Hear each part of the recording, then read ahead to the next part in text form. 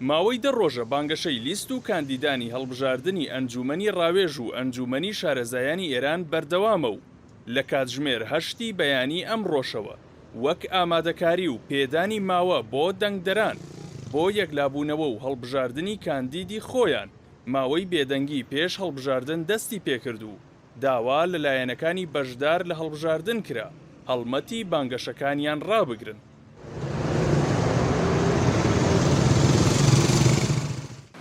وا بڕیارە ڕۆژی هەینیش کاتژمێر 8 بەیانی دەنگدان بۆ هەڵبژاردننی خولی 12یەمی ئەنجومەنی ڕاوێژ و خولی 6ەمی ئەنجومەنی شارەزایان دەست پێ بکات و 10 کاتژمێر دواتر واتە کاتژمێر 6 پاژنیوەڕۆ پرۆسەکە کۆتایی بێت.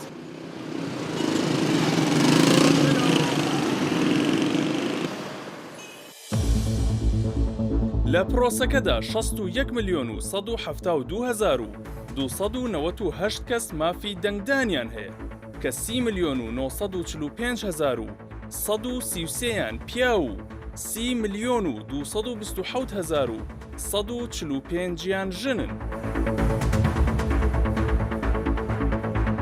هەڵبژاردنەکان لە نێوان لیستەکانی بەرەی شۆڕش دەنگی میلەت، کۆمەڵەی هێزەکانی شۆڕشی ئیسلامی، هاوپەیمانی ئومەنا، ئەنجومەنی وەحدەت، بەرەی جیهادگەرای ئێران و بەرەی سپێدەی ئێران بەڕێوە دەچێت و کاندیدەکان بۆ بەدەستهێنانی 290 کورسی ئەنجومەنی ڕاوێژ کە کاری یاسادانان و چاودێری کارەکانی حکوومەتە کێبڕکێ دەکەن و دەسەڵاتدارانی پارێزگا جیاوازەکانیش ئامادەکاری ئەمنیەکانیان بۆ بەڕێوەچوونی هەڵبژاردنەکان لە ڕۆژی هەینیدا ڕاگەیاندووە.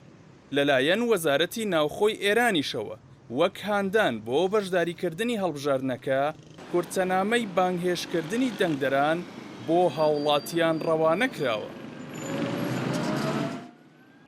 هەرچی ئەنجومەنی شارەزایانە لە 88 ئەندام پێک دێن و کاریان چاودێریکردنی کارەکانی ڕابەری شۆڕشی ئیسلامی ئێرانە و لێپێچینەوەیە لێی هەروەها لادان و دانانی ڕابەری نوێ لە ئەگەری ئەنجامدانی کاری نایاسایی یاخود مردنیدا. اما فرمودن چرا ندارید آقای خامنه‌ای؟ حالا ما رأی میگیریم دیگه بحثم نمی کنیم. آقایانی که با رهبری جناب آقای خامنه‌ای تا رفراندوم، البته این موقت دائمی نیست، تا اون موقع موافق هستند قیام بفرمایید. بشمارید.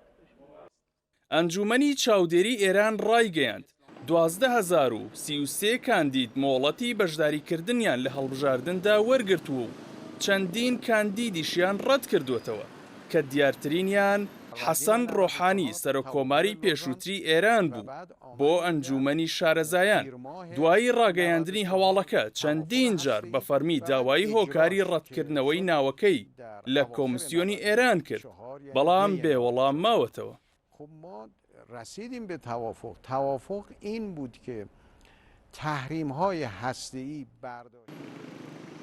چاودێران پێیان وایە ژمارەیەکی زۆر لەو کەسانەی کە کاندید بوونیان ڕەت کراوەتەوە کەسانی ناڕازی لە سیاسەتی ئێستای وڵاتەکە پێکی دەهێنن و وەک ئۆپۆزیسیۆنی حکوومەتەکەی ئیبراهیم ڕەئیسی سەرۆک کۆماری ئێران تەماشا دەکرێن.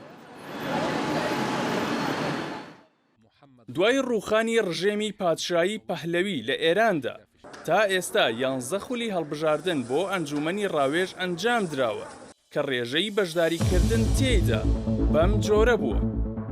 لە هەڵبژاردننی خولی یەکەمی ئەنجومەن ڕێژەی بەشداری گەیشتە لە 52 خولی دووەم بۆ لە 65 بەرز بووەوە.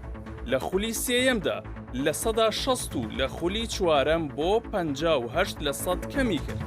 هەروەها لە خولی پێنجەم بەرزترین ڕێژەی بەشداریکردن بە 71% تۆمار کرا و لە خولی شەشەمیشدا بۆ 67% دابەزی. لە خولەکانی حەوتەم و هەژدەمیشدا 51% و 55% دەنگدەرانی ئێران بەشدار بوون. لە خولی نۆیەم ڕێژەکە گەیشتە 64% و خولەکانی دەیەم و یانزەیەمیش 62% دەنگدەران بەشدار بوون و بە جێگیری ڕێژەکە مایەوە.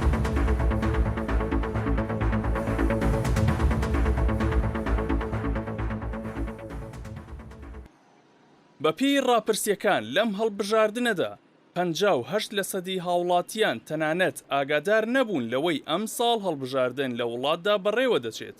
ئەوەش بۆ خراپی دۆخی ئابووری و گەمارۆکانی سەر ئەو وڵاتە دەگەڕێتەوە کە لە دوای هاتنە سەرکاری حەسەن ڕۆحانیەوە لە ساڵی 2013 دۆخێکی سەختی ئابووری و کۆمەڵایەتی ڕووی لە وڵاتەکە کردووە و تا ئێستاش بەردەوامی هەیە.